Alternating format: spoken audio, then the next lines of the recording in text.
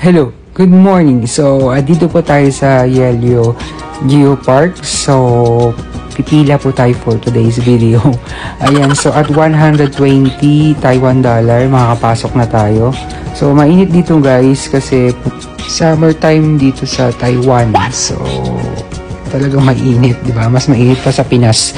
Ayan, ito yung tinatawag nating formation ng rock. So, makikita natin dito yung Queen's Head. So, punta na tayo. So, ang dami dito nakapayong. Ayun, makikita nyo. So, kasi mainit talaga. May mga locals, ibang nationalities. Ayan. So, napakaganda ng formation. Yung rock. Ayan. Desert.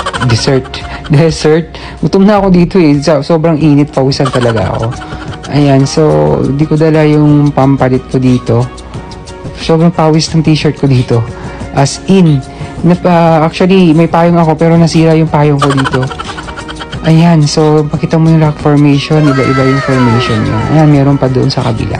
So ito yung malapit sa akin, kitang-kita niyo yung view, napakaganda. Ayan, konting info tayo dito and picture, more reels to come. Ayan.